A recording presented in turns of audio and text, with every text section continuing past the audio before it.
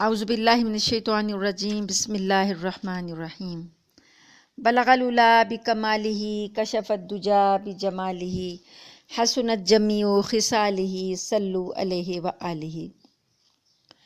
حضرت حمزہ اور حضرت عمر رضی اللہ عنہما کے مسلمان ہو جانے کے بعد جب مشرکین نے مسلمانوں کی قوت اور شوکت دیکھی تو باہم مشورے کے لیے اکٹھا ہوئے تاکہ رسول اللہ صلی اللہ علیہ وآلہ وسلم اور مسلمانوں کے بارے میں مناسب ترین قدم اٹھا سکیں۔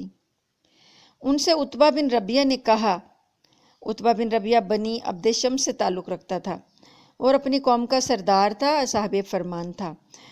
اس نے کہا، قریش کے لوگوں، کیوں نہ میں محمد کے پاس جا کر ان سے گفتگو کروں اور ان پر چند باتیں پیش کروں، ممکن ہے وہ کوئی چیز قبول کر لیں تو وہ چیز ہم انہیں دے دیں گے اور وہ ہم سے باز رہیں گے۔ لوگوں نے کہا، ٹھیک ہے ابو الولید، آپ جائیے اور ان سے بات کیجئے۔ اس کے بعد عتبہ رسول اللہ صلی اللہ علیہ وآلہ وسلم کے پاس آیا۔ آپ مسجد میں تنہا بیٹھے تھے۔ اس نے کہا، بھتیجے، ہماری قوم میں تمہارا جو مقام اور مرتبہ ہے وہ تمہیں معلوم ہے۔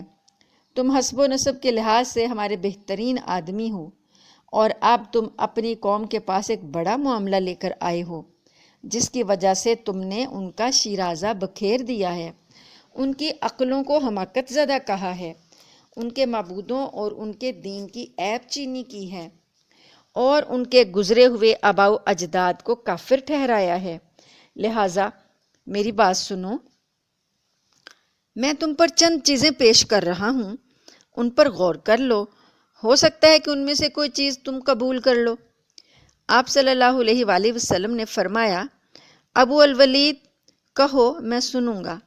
اس نے کہا، بھتیجے، یہ معاملہ جسے تم لے کر آئے ہو، اگر اس سے تم چاہتے ہو کہ مال حاصل کرو تو ہم تمہارے لیے اتنا مال جمع کیے دیتے ہیں کہ تم ہم میں سب سے زیادہ مالدار ہو جاؤ، اور اگر تم اعزاز اور مرتبہ چاہتے ہو تو ہم تمہیں اپنا سردار بنا لیتے ہیں، یہاں تک کہ تمہارے بغیر کسی معاملے کا فیصلہ نہیں کریں گے، اور اگر تم چاہتے ہو کہ بادشاہ بن جاؤ تو ہم تمہیں اپنا بادشاہ بنا لیتے ہیں، اور اگر تمہارے اندر خواہش نفس ہے تو قریش کی جو عورت چاہو منتخب کر لو، ہم 10 عورتوں سے تمہاری شادی کیے دیتے ہیں، اور اگر یہ جو تمہارے پاس آتا ہے کچھ جن بھوت ہے جسے تم دفع نہیں کر سکتے تو ہم تمہارے لیے اس کا علاج تلاش کیے دیتے ہیں اور اس پر اتنا مال خرچ کرنے کو تیار ہیں کہ تم شفا یاب ہو جاؤ، کیونکہ کبھی کبھی جن بھوت انسان پر غالب آ جاتا ہے اور اس کا علاج کروانا پڑتا ہے۔ نبی صلی اللہ علیہ وآلہ وسلم نے فرمایا، ابو الولید، تم اپنی بات کہہ چکے؟ اس نے کہا، ہاں۔ آپ صلی اللہ علیہ وآلہ وسلم نے فرمایا، اب میری بات سنو۔ اس نے کہا، ٹھیک ہے، سنوں گا۔ اس کے بعد رسول اللہ صلی اللہ علیہ وآلہ وسلم نے یہ آیات تلاوت فرمائیں۔ بسم اللہ الرحمن الرحیم۔ حامیم، تنزیل من الرحمن الرحیم۔ کتاب فصلت آیاتہ قرآنا عربیا لقوم یعلمون بشیرا ونذیرا فأعرض اکثرهم فہم لا یسمعون۔ حامیم، یہ رحمان اور رحیم کی طرف سے نازل کی ہوئی ایسی کتاب ہے جس کی آیتیں کھول کھول کر بیان کر دی گئی ہیں۔ عربی قرآن ان لوگوں کے لیے جو علم رکھتے ہیں بشارت دینے والا اور ڈرانے والا ہے، لیکن اکثر لوگوں نے منہ موڑا اور وہ سنتے نہیں۔ کہتے ہیں کہ جس چیز کی طرف تم بلاتے ہو اس کے لیے ہمارے دلوں پر پردہ پڑا ہوا ہے اور ہمارے کانوں میں ڈاٹ ہے، اس کے لیے اور ہمارے اور تمہارے درمیان رکاوٹ ہے، پس تم کام کیے جاؤ، ہم بھی کام کیے جا رہے ہیں۔ رسول اللہ صلی اللہ علیہ وآلہ وسلم آگے پڑھتے گئے اور عتبہ اپنے دونوں ہاتھ پیچھے زمین پر ٹیک کے سنتا رہا۔ جب آپ اس آیت پر پہنچے فَإِنْ أَعْرَضُوا فَقُلْ أَنذَرْتُكُمْ صَاعِقَةً مِثْلَ صَاعِقَةِ عَادٍ وَثَمُودَ۔ پس اگر وہ منہ موڑ لیں تو تم کہہ دو کہ میں عاد و سمود کی کڑک جیسی ایک کڑک کے خطرے سے آگاہ کر رہا ہوں۔ تو عتبہ نے اپنا ہاتھ رسول اللہ صلی اللہ علیہ وآلہ وسلم کے منہ پر رکھ دیا اور اللہ کا اور قرابت کا واسطہ دے کر کہا ایسا نہ کریں، اسے ڈر تھا کہ کہیں یہ عذاب آ نہ پڑے۔ اس نے کہا اتنا کافی ہے۔ پھر جب رسول اللہ صلی اللہ علیہ وآلہ وسلم آیت سجدہ پر پہنچے تو سجدہ کیا، پھر فرمایا ابو الولید تم نے سن لیا؟ اس نے کہا ہاں میں نے سن لیا۔ آپ نے فرمایا اب تم ہو اور وہ ہے۔ عتبہ اٹھا اور سیدھا اپنے ساتھیوں کا رخ کیا۔ انہوں نے آپس میں کہا واللہ عتبہ تمہارے پاس وہ چہرہ لے کر نہیں آ رہا جو لے کر گیا تھا۔ پھر جب ان کے درمیان آ بیٹھا تو انہوں نے کہا ابو الولید پیچھے کی کیا خبر ہے؟ اس نے کہا پیچھے کی خبر یہ ہے کہ میں نے ایک ایسا کلام سنا ہے کہ واللہ میں نے ویسا کلام کبھی نہیں سنا۔ واللہ نہ وہ شعر ہے نہ جادو نہ کہانت۔ قریش کے لوگوں میری بات مانو اور اس معاملے کو محمد صلی اللہ علیہ وآلہ وسلم پر چھوڑ دو۔ میری رائے یہ ہے کہ اس شخص کو اس کے حال پر چھوڑ کر الگ تھلگ بیٹھ رہو۔ واللہ میں نے اس کا جو قول سنا ہے اس سے زبردست واقعہ رونما ہو کر رہے گا۔ اب اگر اس شخص کو عرب نے مار ڈالا تو تمہارا کام دوسروں کے ذریعے انجام پا چکا ہوگا، اور اگر یہ شخص عرب پر غالب آ گیا تو اس کی بادشاہت تمہاری بادشاہت ہے، اس کی عزت تمہاری عزت ہوگی اور اس کا وجود سب سے بڑھ کر تمہارے لیے سعادت کا باعث ہوگا۔ لوگوں نے کہا ابو الولید واللہ اس نے تم پر بھی جادو کر دیا ہے۔ اس نے کہا اس شخص کے بارے میں میری رائے یہی ہے، اب تم جو چاہو کرو۔ اب یہ سودے بازی بھی ناکام ہو گئی تو مشرکین نے سوچا کہ دین کے بارے میں سودے بازی کی جائے۔ چنانچہ انہوں نے آپ سے کہا کہ ہم آپ پر ایک بات پیش کرتے ہیں جس میں آپ کی درستگی ہے، آپ کا فائدہ ہے۔ آپ نے پوچھا وہ کیا ہے؟ انہوں نے کہا 1 سال آپ ہمارے معبودوں کی پوجا کریں اور 1 سال ہم آپ کے معبود کی عبادت کریں۔ اب اگر ہم حق پر ہیں تو آپ نے اس سے ایک حصہ لے لیا، اور اگر آپ حق پر ہیں تو ہم نے اس سے ایک حصہ لے لیا۔ اس پر اللہ تعالیٰ نے سورۃ قل یا ایھا الکافرون نازل فرمائی کہ آپ کہہ دیں اے کافرو جسے تم پوجتے ہو اسے میں نہیں پوجتا، اور نہ جسے میں پوجتا ہوں اسے تم پوجتے ہو، اور نہ جسے تم پوجتے ہو اسے میں پوج سکتا ہوں، اور نہ جسے میں پوجتا ہوں اسے تم پوج سکتے ہو۔ تمہارے لیے تمہارا دین ہے اور میرے لیے میرا دین، لکم دینکم ولی دین۔ اور ساتھ یہ بھی نازل فرمائیں آیات قل افغیر اللہ تأمرونی اعبد ایھا الجاہلون، اے جاہلو کیا تم مجھے حکم دیتے ہو کہ میں اللہ کے سوا کسی اور کی عبادت کروں؟ اس کے بعد اللہ پاک نے یہ بھی نازل فرمایا قل انی نہیت ان اعبد الذین تدعون من دون اللہ، آپ کہہ دیں کہ مجھے منع کیا گیا ہے کہ اللہ کے سوا جن کو تم پکارتے ہو میں ان کی عبادت کروں۔ اب مشرکین اختلاف ختم کرنے کے خواہش مند تھے، وہ کہہ رہے تھے کہ ہم ان کا کچھ حصہ دین کا کچھ حصہ قبول کر لیتے ہیں، کچھ حصہ یہ ہمارا قبول کر لیں تو اختلاف ختم ہو جائے اور یہ جھگڑا ختم ہو جائے۔ عتبہ بن ربیعہ نے جو امید ظاہر کی تھی اس کی بھی توقع رکھتے تھے، تو لہٰذا انہوں نے مزید دستبرداری کا اظہار کیا اور رسول اللہ صلی اللہ علیہ وآلہ وسلم جو کچھ پیش فرما رہے تھے اسے قبول کرنے کا ارادہ بھی ظاہر کیا، اور کہنے لگے کہ آپ کے پاس جو وحی آئی تھی اس میں کچھ تبدیلی کر کے ہمیں وہ سنا دیں، یعنی ہم اس وحی کو قبول کر لیں گے کہ تھوڑی سی بات ہماری بھی ہو جائے، باقی بات آپ کی ہو جائے۔ کہنے لگے کہ ائتی بقرآن غیر ھذا او بدلہ، اس کی بجائے کوئی اور قرآن لے آئیے یا اس میں تبدیلی کر دیجئے تو ہم اسے قبول کر لیں گے۔ اللہ تعالیٰ نے آپ کو حکم دیا سورۃ الانعام میں، آپ کہہ دیں کہ مجھے کوئی اختیار نہیں ہے کہ میں اپنی طرف سے اس میں کوئی تبدیلی کروں، میں تو اسی بات کی پیروی کرتا ہوں جس کی وحی میری طرف کی جاتی ہے۔ اگر میں نے اپنے رب کی نافرمانی کی تو مجھے ایک بڑے دن کے عذاب کا خوف ہے۔ نیز اللہ تعالیٰ نے آپ صلی اللہ علیہ وآلہ وسلم کو اس فتنے سے بھی آگاہ کیا جو یہ لوگ آپ کے اوپر پیش کر رہے تھے، جو خیالات آپ کے سامنے پیش کر رہے تھے، تو اللہ پاک نے آپ کو اس فتنے سے بھی آگاہ کیا کہ آپ نے، اللہ تعالیٰ نے فرمایا کہ اور بے شک قریب تھا کہ یہ لوگ آپ کو اس چیز کے متعلق فتنے میں ڈال دیتے جس کی وحی ہم نے آپ کی طرف کی ہے، اور تب یقیناً یہ لوگ آپ کو گہرا دوست بنا لیتے، اور اگر ہم نے آپ کو ثابت قدم نہ رکھا ہوتا تو آپ ان کی طرف تھوڑا سا جھک گئے ہوتے، لیکن ایسی صورت میں ہم آپ کو زندگی کا دگنا اور موت کا دگنا عذاب چکھاتے، پھر آپ ہمارے خلاف کسی کو مددگار نہ پاتے۔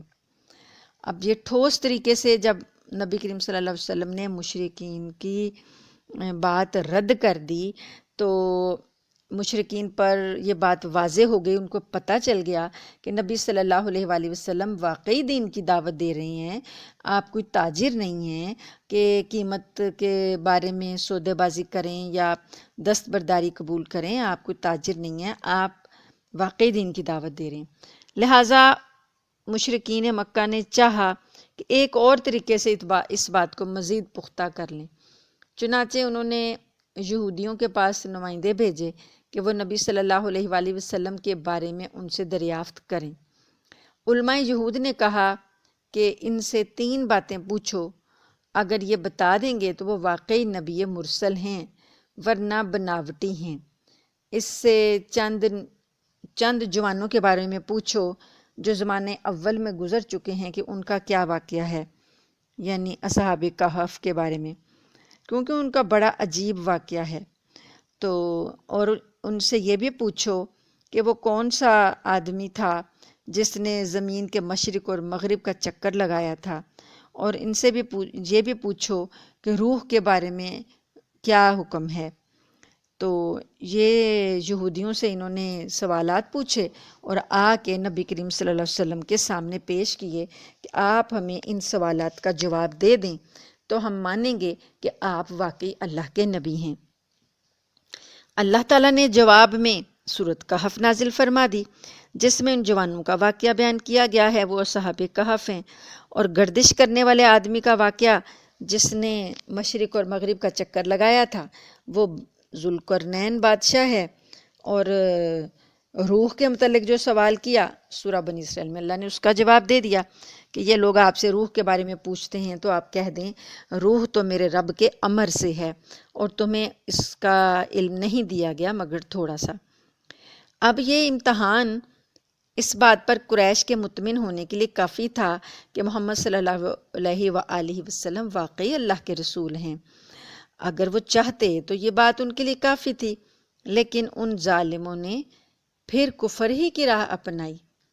ایسا محسوس ہوتا ہے کہ جب بھی ان پر حقیقت واضح ہوتی، حق کھل جاتا، تو انہوں نے نبی کریم صلی اللہ علیہ وآلہ وسلم کی بات سننے کا ارادہ ظاہر وہ کرتے، اور جب یہ بھی پتہ چل جاتا کہ یہ بالکل سچی بات ہے تو اس کا انکار کر دیتے۔ پھر انہوں نے ایک شرط یہ بھی لگائی کہ ان کے لیے ایک مخصوص مجلس ہو جس میں کمزور مسلمان حاضر نہ ہوں، یعنی غلام اور مسکین وہاں نہ آئیں جو کہ پہلے مسلمان ہو چکے تھے، اور بلکہ بس مکہ کے اشراف اور جو رئیس وہ ہیں وہی اس میں شریک ہوں۔ انہیں گوارا نہیں تھا کہ وہ ان مسکینوں کے ساتھ بیٹھیں۔ تو نبی کریم صلی اللہ علیہ وآلہ وسلم کو انہوں نے کہا کہ ہم آپ کی بات تب سنیں گے جب آپ اپنے پاس سے غریب لوگوں کو ہٹا دیں گے۔ اللہ تعالیٰ نے آپ کو منع کر دیا۔ اللہ پاک نے فرمایا کہ جو لوگ اپنے رب کی مرضی چاہتے ہوئے اسے صبح و شام پکارتے ہیں، آپ انہیں اپنی مجلس سے نہ ہٹائیں۔ آپ پر ان کا کوئی حساب نہیں اور ان پر آپ کا کوئی حساب نہیں۔ آپ انہیں ہٹائیں گے تو ظالموں میں سے ہو جائیں گے۔ نبی صلی اللہ علیہ وآلہ وسلم نے بعض اوقات مشرکین کو یہ دھمکی بھی دی تھی کہ اگر وہ لوگ آپ کی مخالفت پر اڑے رہے تو اللہ کا عذاب بھی آ سکتا ہے۔ چنانچہ جب اس عذاب میں تاخیر ہوئی تو ان لوگوں نے مذاق اڑانا شروع کر دیا اور ضد کے طور پر عذاب کی جلدی مچانی شروع کر دی، اور کہنے لگے کہ تمہاری دھمکی کا ہم پر کوئی اثر نہیں ہے اور یہ دھمکی کبھی پوری نہیں ہو سکتی۔ تو اللہ پاک نے چند آیتیں نازل فرمائیں۔ اللہ پاک نے فرمایا، سورہ حج کی آیت ہے، وَيَسْتَعْجِلُونَكَ بِالْعَذَابِ وَلَن يُخْلِفَ اللَّهُ وَعْدَهُ وَإِنَّ يَوْمًا عِندَ رَبِّكَ كَأَلْفِ سَنَةٍ مِّمَّا تَعُدُّونَ۔ یہ لوگ آپ سے عذاب کی جلدی مچا رہے ہیں اور اللہ اپنے وعدے کی ہرگز خلاف ورزی نہ کرے گا، لیکن تیرے رب کے نزدیک ایک دن تم لوگوں کے شمار سے 1000 سال کے مثل ہے۔ اور اللہ پاک نے یہ بھی فرمایا، یہ لوگ عذاب کی جلدی مچا رہے ہیں حالانکہ جہنم کافروں کو گھیرے ہوئے ہے۔ مشرکین کا ایک جھگڑا یہ بھی تھا کہ وہ دشمنی کے طور پر اور عاجز کرنے کی غرض سے نبی کریم صلی اللہ علیہ وآلہ وسلم سے معجزات طلب کرتے تھے، نشانیاں طلب کرتے تھے۔ تو اللہ نے اس بارے میں وحی نازل کر کے اپنی سنت بیان کر دی اور ان کی حجت کا خاتمہ کر دیا۔ اب یہ جو آپ سے معجزات کا مطالبہ کرتے تھے تو یہ کیا تھا؟ کبھی کہتے کہ یہ پہاڑ چلا کے دکھاؤ، کبھی کہتے کہ یہ پہاڑ سونے کے بنا کے دکھاؤ، کبھی کہتے کہ مکہ میں چشمے جاری کروا دو۔ اس طریقے سے یہ مطالبات کرتے تھے۔ اور اس سے آگے یہ ہوا کہ نبی کریم صلی اللہ علیہ وآلہ وسلم جب ان سے نرمی سے بات کرتے تو یہ آپ سے سختی کے ساتھ بات کرتے تھے۔ اب یہ اپنے قدم آگے ہی آگے بڑھا رہے تھے اور سودے بازیاں بھی کر رہے تھے، لالچ بھی دے رہے تھے، لیکن کسی طرف سے بھی نبی کریم صلی اللہ علیہ وآلہ وسلم نے سوائے دعوت دین کے لیے ان سے کوئی بات نہیں مانی۔ تو اب مقصد ان کا یہ تھا کہ اسلام کی دعوت روک دی جائے، اور نبی کریم صلی اللہ علیہ وسلم کا مقصد تھا کہ ساری دعوت ساری دنیا میں پھیل جائے۔ تو اب یہ ساری کوششیں ان کی ناکام ہی ہوئیں۔ اب ان کے سامنے ایک راستہ رہ گیا تھا، اور وہ راستہ تھا تلوار۔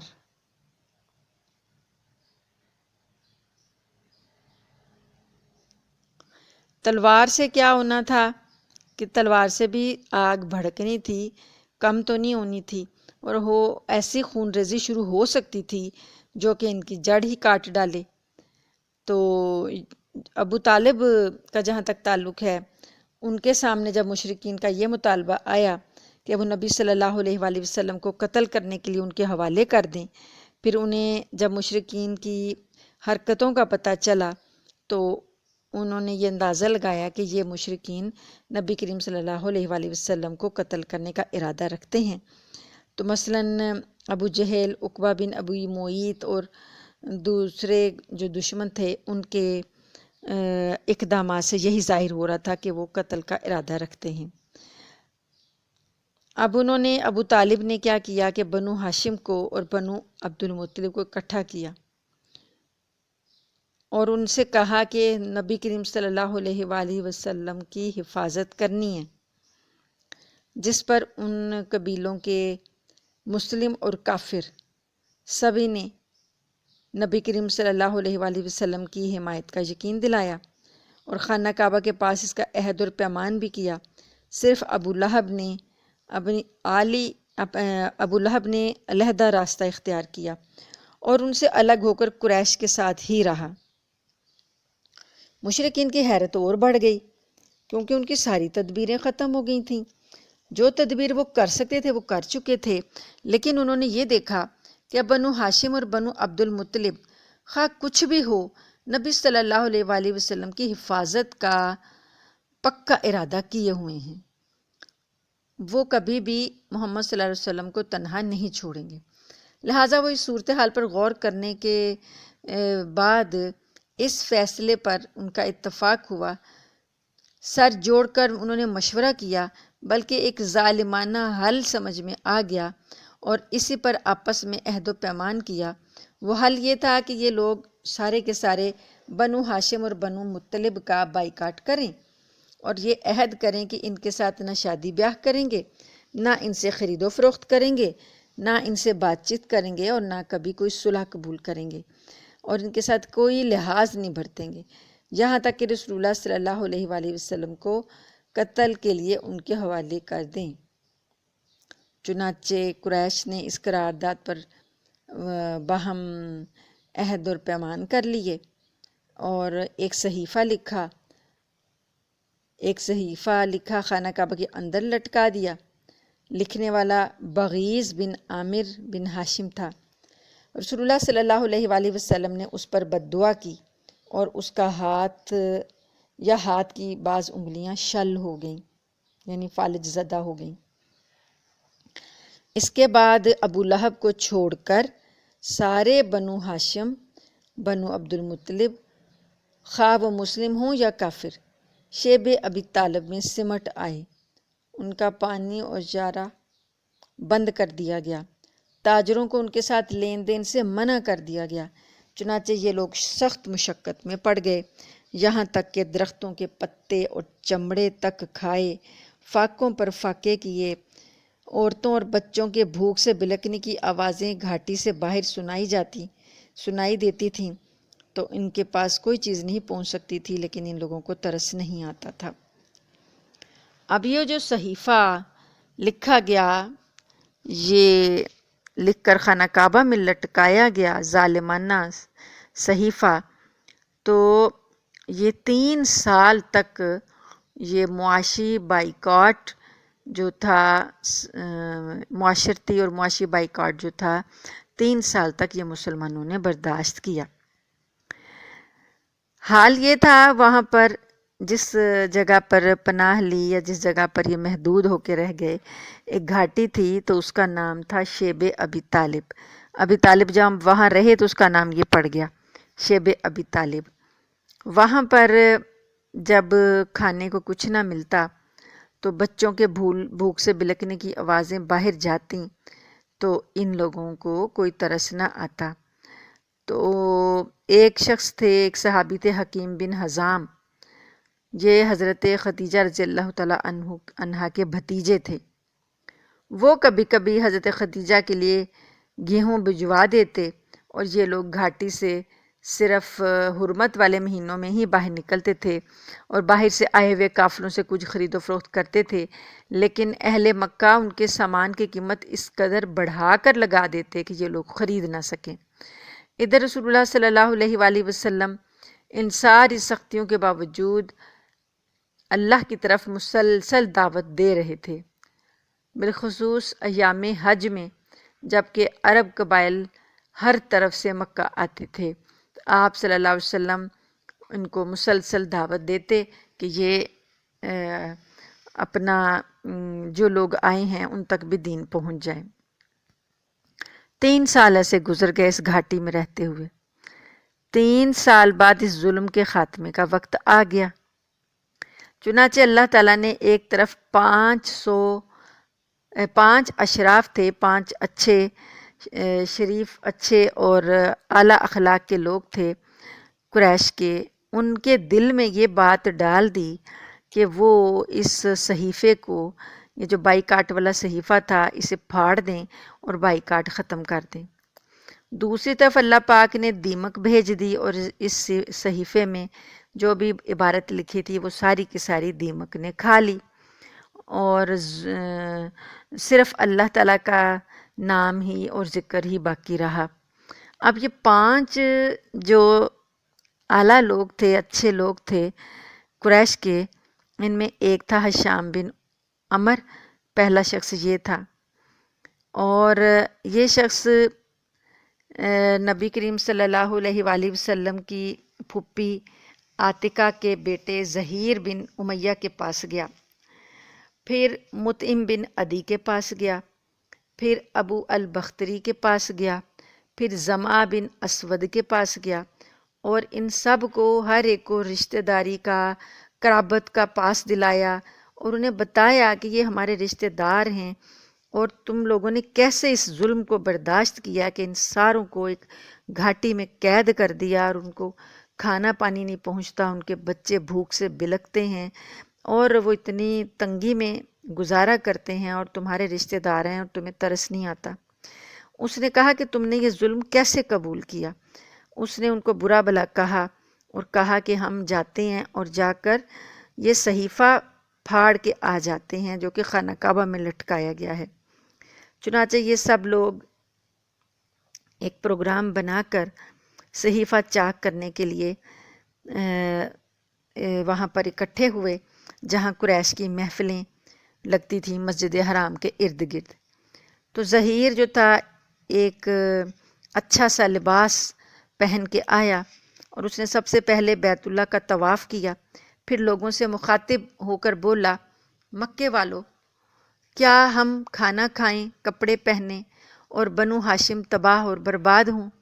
نہ وہ بیچ سکیں نہ خرید سکیں، واللہ میں بیٹھ نہیں سکتا یہاں تک کہ اس ظالمانہ اور قرابت شکن صحیفے کو چاک کر دیا جائے۔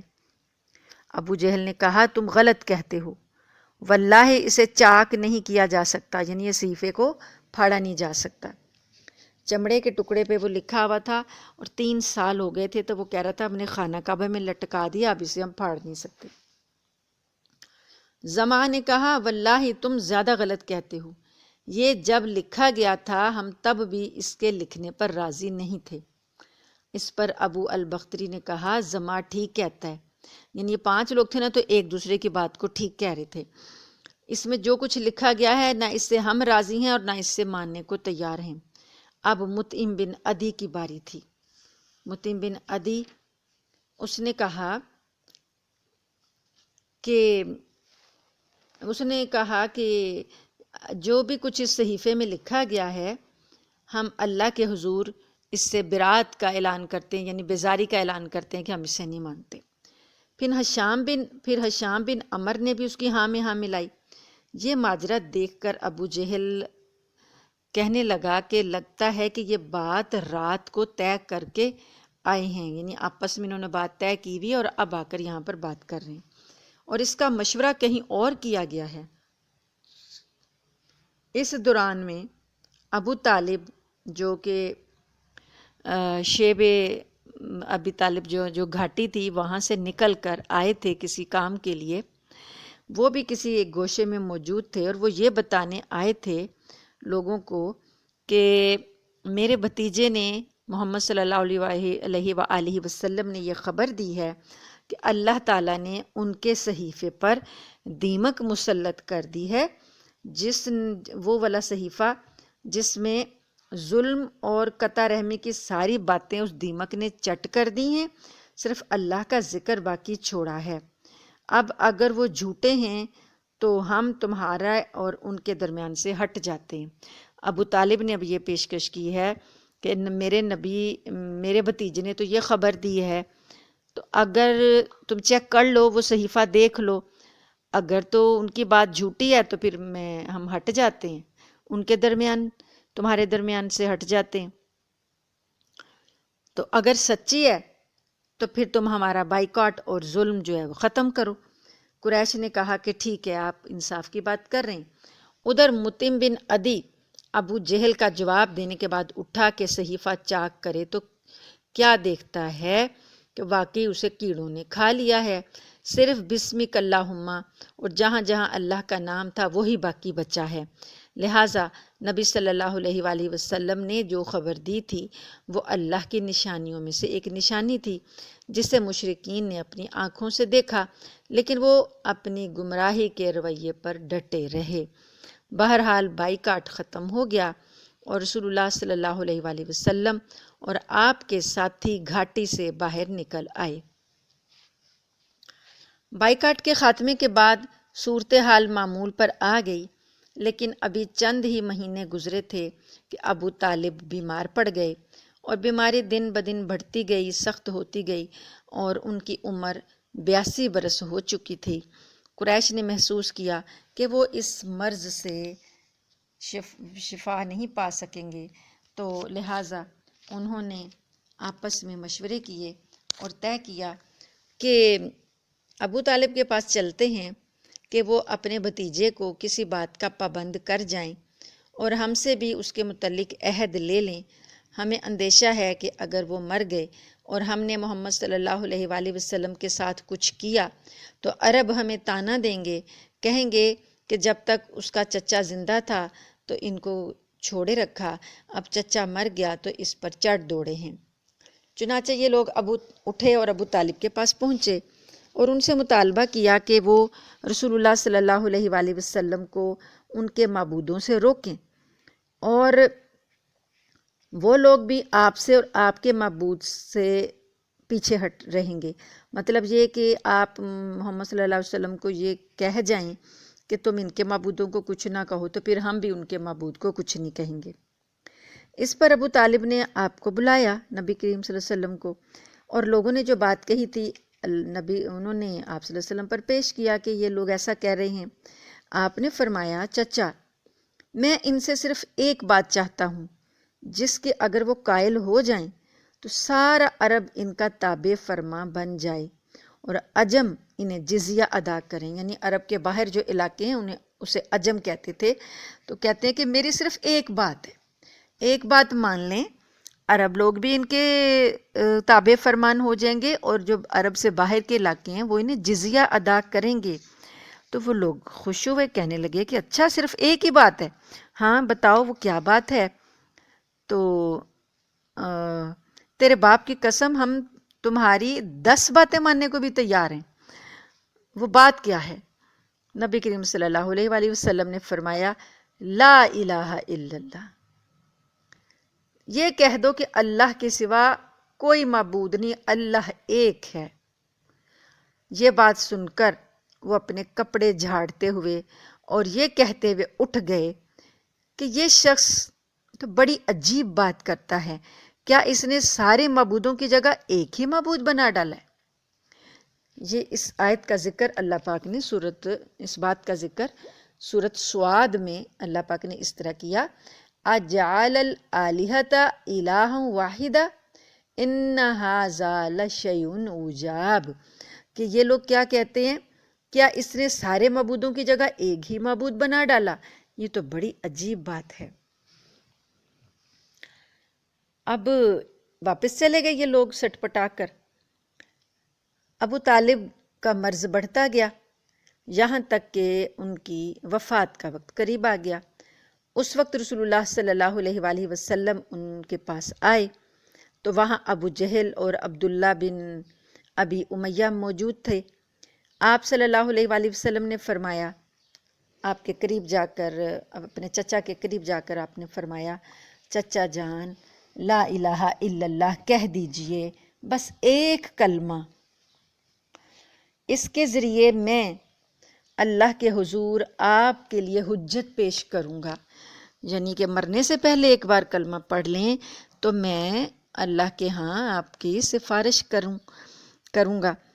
ان دونوں نے، یہ جو ابو جہل اور عبداللہ بن ابی امیہ بیٹھے ہوئے تھے، ان دونوں نے کہا، یعنی انہوں نے ابو طالب کی توجہ اپنی طرف کر لی اور کہا، ابو طالب کیا تم مرنے کے وقت، موت کے وقت عبد المطلب کی ملت سے منہ موڑ لو گے اور لوگ کہیں گے کہ تم نے موت کے خوف سے کلمہ پڑھ لیا؟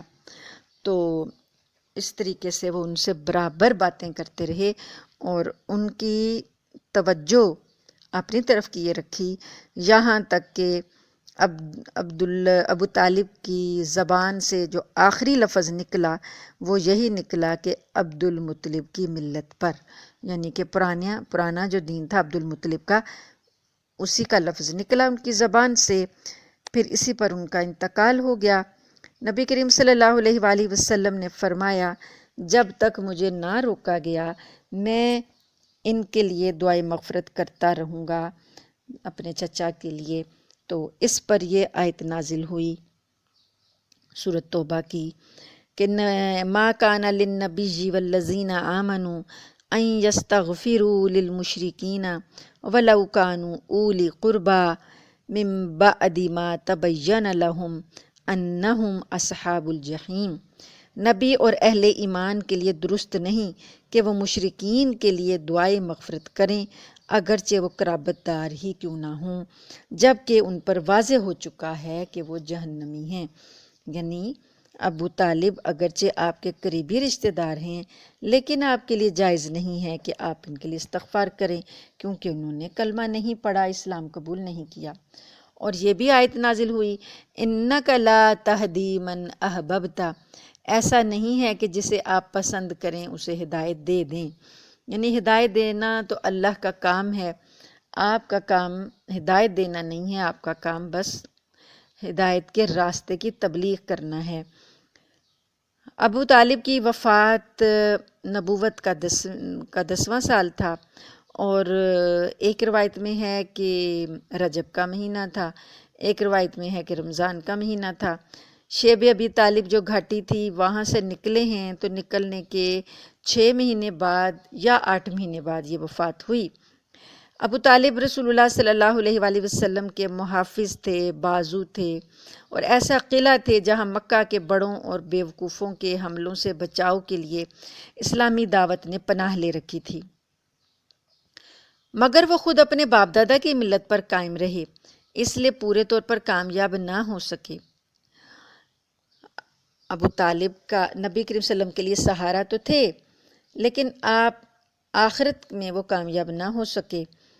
حضرت عباس رضی اللہ تعالی عنہ نے نبی صلی اللہ علیہ وآلہ وسلم سے دریافت کیا کہ آپ اپنے چچا کے کیا کام آ سکے، کیونکہ وہ آپ کی حفاظت کرتے تھے اور آپ کے لیے دوسروں پر بگڑتے تھے۔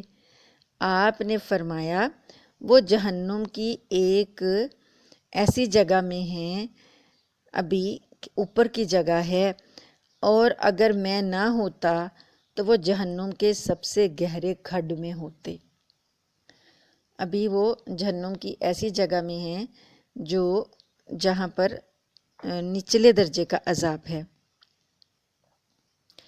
اب ایک یہ سہارا تھا جو دنیاوی سہارا تھا، بڑا مضبوط سہارا تھا نبی کریم صلی اللہ علیہ وسلم کا، یہ آپ سے یہاں پر آپ سے چھوٹا، آپ صلی اللہ علیہ وسلم سے اس سہارے سے محروم ہوئے۔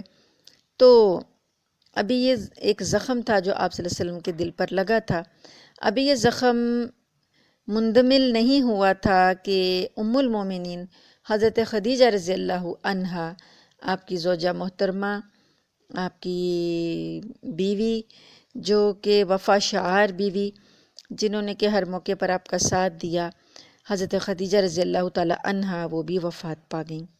ان کے وفات ابو طالب کی وفات کے 2 مہینے یا ایک روایت کے مطابق صرف 3 دن بعد رمضان سن 10 نبوی میں ہوئی۔ حضرت خدیجہ رضی اللہ تعالی عنہا رسول اللہ صلی اللہ علیہ وآلہ وسلم کی وزیر تھیں اس معاملے میں کہ آپ کی دعوت کے معاملات میں آپ کے مکمل طور پر آپ کی شریک کار تھیں۔ انہوں نے تبلیغ رسالت میں آپ کو قوت پہنچائی، جان اور مال سے آپ کی غم گساری کی، اور اذیت اور غم میں برابر کی شریک رہیں، آپ کو حوصلہ اور تسلی دینے میں آگے رہیں۔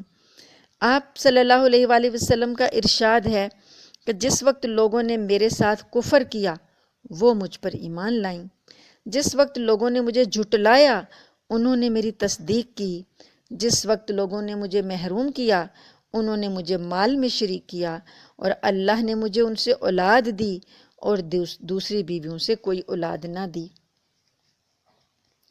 حضرت خدیجہ رضی اللہ تعالیٰ عنہا کے فضائل میں آتا ہے کہ حضرت جبریل نبی صلی اللہ علیہ وآلہ وسلم کے پاس تشریف لائے اور فرمایا، یا رسول اللہ، یہ خدیجہ آ رہی ہیں، ان کے پاس ایک برتن ہے جس میں سالن یا کھانا یا پانی ہے، جب وہ آپ کے پاس آ جائیں تو آپ انہیں ان کے رب کی طرف سے سلام کہیں اور جنت میں موتی کے ایک محل کی خوشخبری دیں جس میں نہ شور و شغب ہوگا، نہ تھکاوٹ اور درماندگی۔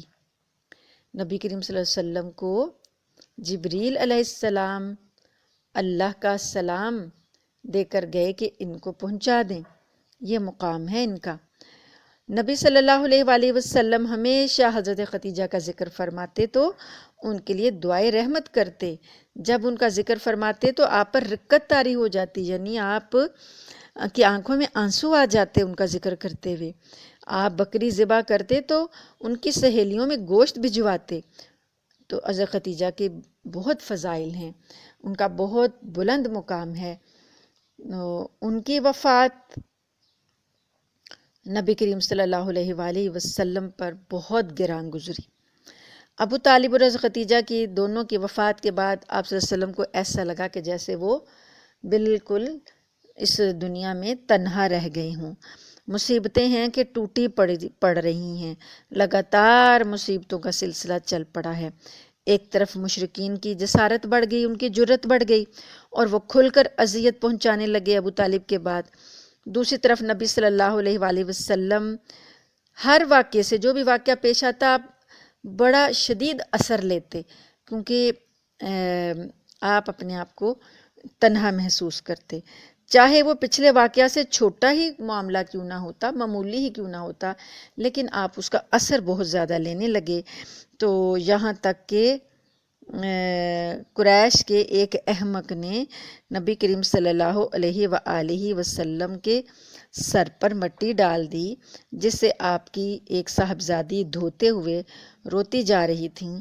تو آپ نے ان سے کہا، بیٹی نہ رو، اللہ تمہارے باپ کی حفاظت کرے گا۔ اور اسی دوران آپ یہ بھی فرماتے جا رہے تھے کہ قریش نے میرے ساتھ کوئی ایسی بدسلوکی نہ کی جو مجھے ناگوار گزری ہو، یہاں تک کہ ابو طالب کا انتقال ہو گیا۔ یعنی کہ ابو طالب کے بعد یہ بدسلوکیاں مجھے زیادہ ناگوار گزر رہی ہیں۔ تو یہ ہیں نبی کریم صلی اللہ علیہ وسلم کی زندگی کے دو عظیم